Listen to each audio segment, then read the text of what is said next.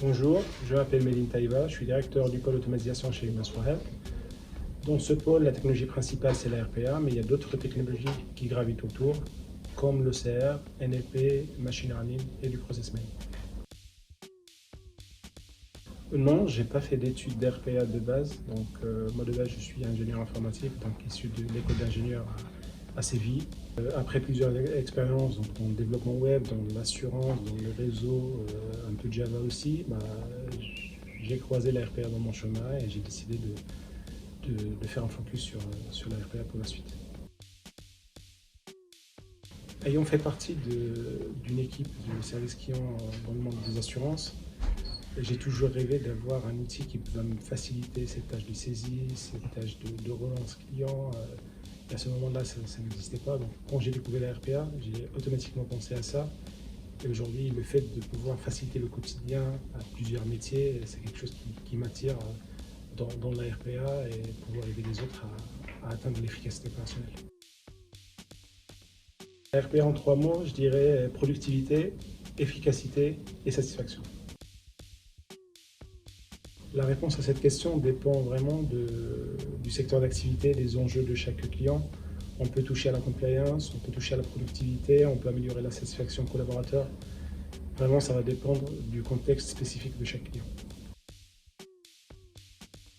Pour moi, la RPA, c'est une technologie qui est dans son enfance, si on peut l'appeler aujourd'hui. Ça me rappelle Excel dans les années 90.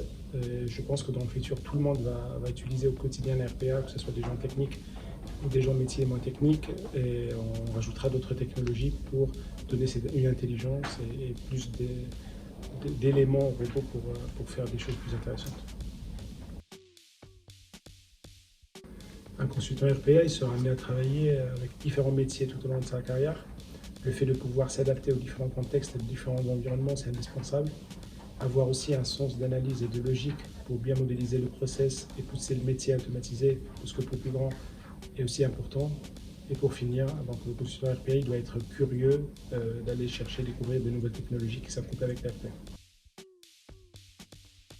Toute ma vie, je me suis laissé emporter par le feeling et les défis. Et chez H4H, j'ai trouvé les deux.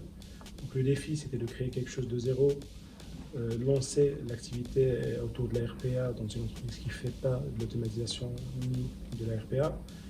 Et le feeling, c'était avec la direction, avec les RH et avec les quelques consultants que j'ai rencontrés avant de rejoindre H4H. H4H en 3 mots, je dirais famille, excellence et innovation. Ce qui fait la différence, c'est que chez H4H, on n'est pas généraliste, mais on est spécialiste dans la transformation digitale et les technologies innovantes. Et également, nos consultants, c'est des étoiles qu'on ne bride pas, qu'on ne met pas dans des box, mais on laisse briller et innover.